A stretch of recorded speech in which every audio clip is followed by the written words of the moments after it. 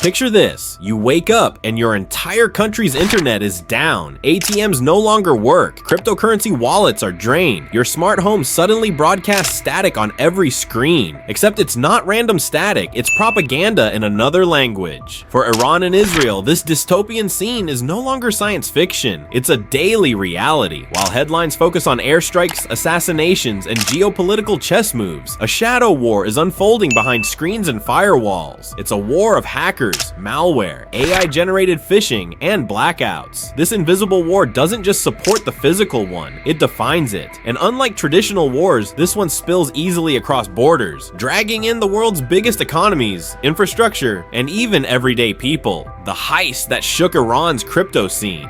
On June 18th, 2025, a devastating cyber attack struck Iran's largest cryptocurrency exchange, Nobitex. The digital siege, attributed to the hacktivist group Predatory Sparrow, resulted in the loss of over $90 million in assets. Bitcoin, Ethereum, and even Dogecoin were siphoned into digital wallets controlled by the attackers, or in some cases simply locked and burned, made permanently inaccessible. What made this attack exceptional wasn't just the scale of financial damage, but its precision. The hackers targeted the very foundation of Iran's growing decentralized economy, weaponizing cyberspace to induce chaos in an already sanctioned and isolated financial ecosystem. Many experts believe this wasn't just an act of cybercrime, it was strategic digital warfare, executed with military-like sophistication. Digital collapse of an Iranian giant. Just one day earlier, on June 17, a sophisticated cyber attack also brought down one of Iran's oldest and most crucial state-owned banks, Bank SEPA. Websites crashed, online banking was disrupted, and in-branch systems were reduced to pen and paper operations. Iranian officials initially downplayed the attack, but leaked internal communications told a different story. In March of the same year, a group known as Codebreakers claimed they had stolen data on over 42 million bank customers from the same institution. The files, totaling more than 12 terabytes, allegedly included sensitive information on transactions involving top political and military officials. The scale,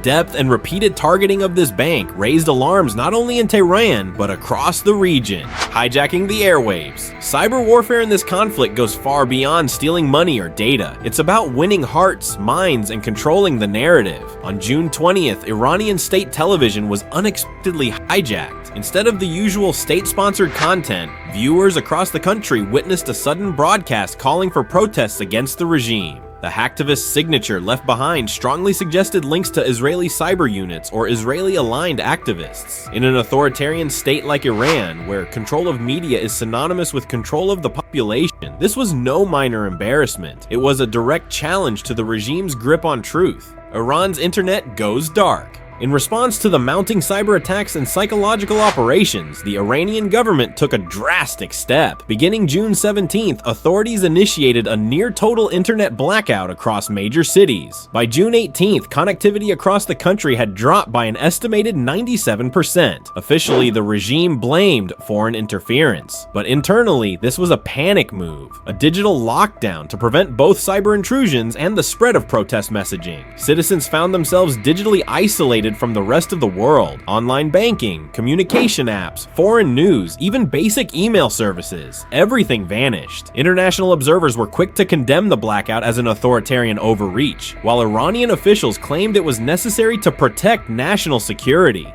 Enter Starlink, the satellite showdown. The blackout didn't go unchallenged. On the same day Iran pulled the plug on the web, SpaceX's Starlink began offering limited satellite internet to activists and dissidents inside Iran. These connections, powered by devices smuggled into the country, allowed some level of digital communication to persist despite Tehran's best efforts. The Iranian regime, aware of this workaround, swiftly responded by banning foreign messaging apps like WhatsApp, accusing them of being used by Israeli intelligence. WhatsApp denied the claims, but the move was clear. Iran feared not only what foreign hackers could do, but what its own citizens might say.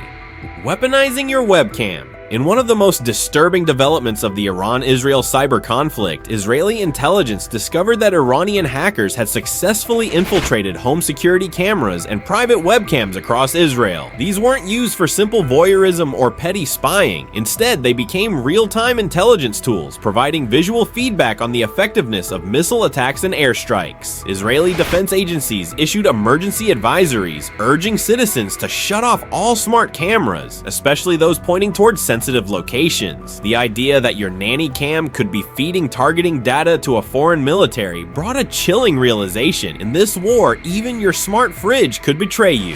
Cyber warfare goes AI, and both nations have begun leveraging AI tools to amplify their cyber arsenals. On Iran's side, intelligence agencies have developed advanced phishing schemes using AI language models, some reportedly trained on multilingual data to exploit foreign corporate and government networks. These phishing attacks now mimic human behavior so convincingly that even veteran cybersecurity teams struggle to detect them. Israel, for its part, has developed malware that can autonomously seek out critical infrastructure vulnerabilities and act within minutes, sometimes seconds. This marks a turning point. Cyber warfare is no longer a game of human versus human. It's becoming AI versus AI. The expanding theater from Tehran to Tel Aviv to Texas, this conflict isn't staying confined to its original combatants. Israeli-aligned hackers have reportedly targeted Iranian proxy groups in Iraq, Lebanon, and Syria. Iranian cyber groups, in turn, have launched digital campaigns against infrastructure in Jordan, Egypt, and the United Arab Emirates. Even American businesses are feeling the tremors. The U.S. Cybersecurity and Infrastructure Security Agency recently issued a public warning that energy, water, and telecom sectors in the US are being probed by threat actors believed to be linked to Iranian intelligence. Cybersecurity teams from companies like IBM and CrowdStrike have gone on high alert, reporting increased activity that mimics previous Iranian campaigns. Digital war meets physical economy.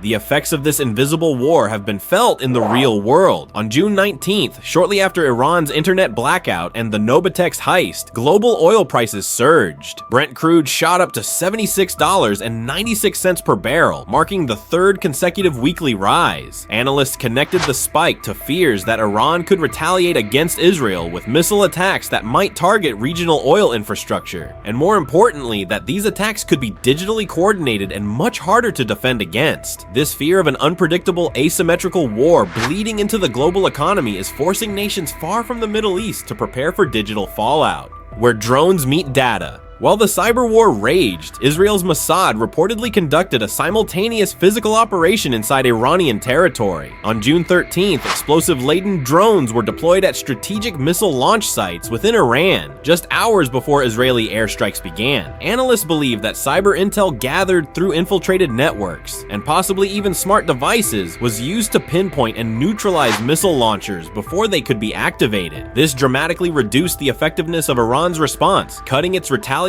launch from a predicted 1,000 missiles to fewer than 200. It's a perfect example of hybrid warfare, digital espionage enabling physical dominance. What we know now. What makes this cyber war different from anything before it is its depth, its reach, and its consequences. Every DDoS attack on a bank, every hijacked smart device, every TV station taken over by foreign messaging, it all plays a role in shaping national narratives and survival strategies. The Iran-Israel conflict shows us that future wars may not start with a bang, but with a flicker on a screen. The use of AI, the infiltration of civilian infrastructure, and the manipulation of truth itself are now active weapons. Governments around the world must take this conflict seriously, not just as a regional problem, but as a preview of global cyber wars to come. Already, North Korea, China, and Russia are closely watching and learning. The balance of power in the 21st century might very well depend on firewalls, not fighter jets. And that, my friends, is the invisible war reshaping the Middle East, and possibly the future of global conflict. If this blew your mind or made you double check your Wi-Fi password, smash that like and hit that subscribe button.